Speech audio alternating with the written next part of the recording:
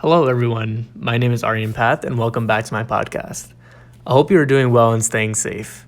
The holidays are right around the corner, and I know many people are preparing to celebrate, even if it's only with close family. I know celebrating Christmas has always been a part of my family tradition during the holidays. It's always been a great opportunity to gather and, of course, eat. Food is such a big part of the holidays, but for so many people around the country, it's a reminder of the hardship they have when they're trying to find affordable and healthy food options. Food deserts, a term coined in the early 2010s, are defined as an area in which more than one-third of the population have limited access to healthy, affordable, and easily accessible foods. For urban areas, this means one-third of the population would be 1 mile or greater from the nearest grocery store, and in rural areas, 10 miles or more. Many studies have been conducted to understand the potential causes and find correlations between the demographics, economics, employment, population density, and commuting patterns of food deserts in rural and urban areas. One study conducted by the USDA Economic Research Service explored the characteristics and influential factors of food deserts. One of the few things to mention is that rural and urban food deserts typically have the similar correlations between the two, but to keep things simple, I'm going to talk about them separately. In rural food desert environments where the population is about 10% less than non-food deserts, there were 65% more minorities, 20% fewer residents held a high school diploma, and 22% fewer residents held a bachelor's degree. Economically, the average median household income was 18% less in food deserts, with half the population living below the poverty line. 30% more homes in rural food deserts were vacated. In terms of transportation, there were 25% more people living in housing areas with no access to a vehicle, with 3% fewer people commuting by private vehicles, 19% more people commuting by public transportation, and 35% more people commuting by foot, bike, or other means. The statistics in urban areas tell an eerily similar story, with the main difference being 91% more of the population living below the poverty line and 33% of people living in housing areas with no access to a vehicle. So to sort of sum it up, there are several factors at play. The population in food deserts is smaller, there's a greater number of minorities, fewer people with higher education, lower income families, and fewer people with privately owned vehicles.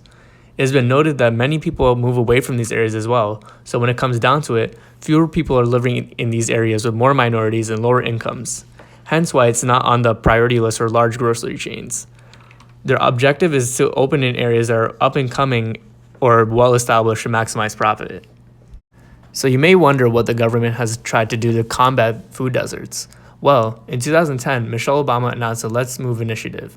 The initiative had two main goals: to decrease childhood obesity by 5% by 2030, as well as eliminate food deserts by 2017 through partnership with major retailers. While the goal was noble, it was not as effective as hoped.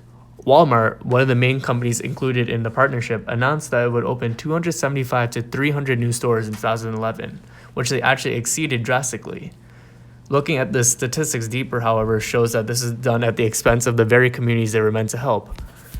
They closed down over 150 stores, primarily in low-income neighborhoods. Think about it for a second, right?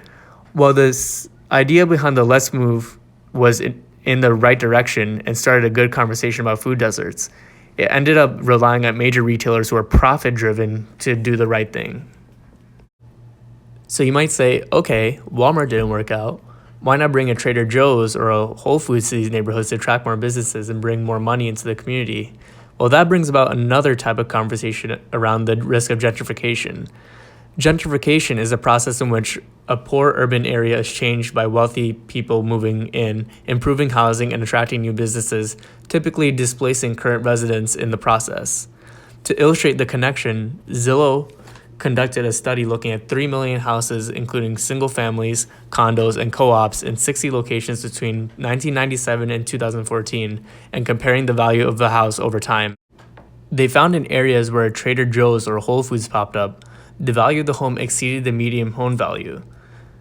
A consulting firm called Johnson Economics in 2007 found that wherever a specialty grocery store existed, the value of homes nearby increased by 17.5%. Not only that, but businesses like bookshops, fitness centers, bike stores, and spas appear. I mean, look at the Newark Whole Foods. Think about the businesses that surround it. It's near the Prudential Center, a Starbucks, Nike factory, and there's luxury apartments nearby. But 2 or 3 blocks down looks drastically different. Not to mention that these specialty grocery stores are very expensive. So what happens when grocery stores are inaccessible or expensive? You start eating on a budget. Convenience stores and dollar stores become a replacement for grocery stores, even though they do not sell fresh fruits or vegetables. Fast food also becomes a common choice for dinner. As a result, people who live in food deserts have double the risk of heart attacks and double the risk of diabetes, according to U.S. National Library of Medicine. Conditions like heart disease and hypertension also disproportionately affect people in food deserts. These conditions also happen to be the main underlying conditions that act as a catalyst for COVID-19 deaths. Now, all of a sudden, the minority death rate from COVID isn't all that surprising. The fact of the matter is, food deserts might not directly impact you, or it may be the environment where you grew up or find yourself now. But hunger in America is more prevalent than we think. It's not halfway across the world, it's here at home. And with the pandemic and the impact it's had on families, the situation is becoming more dire. Based on the conversations and facts, what I think the solution is to be investing in the local communities, not slapping a Whole Foods in the community, but encouraging banks to give local small businesses loans, allowing for a more equitable market. I mean, banks are lending money to communities in a similar fashion during the white flight and redlining, which is another conversation, but giving these communities a chance by investing in the people themselves is the best way to break the trends. Hopefully, as the holiday season comes around, you remember to help those around you who struggle to find healthy options, especially if you know them personally, and advocate for those around you, especially if you live near a food desert. Go to your elected officials and make sure they know that the food desert shouldn't be a norm, nor will you and those around you ignore the challenges people in food deserts face.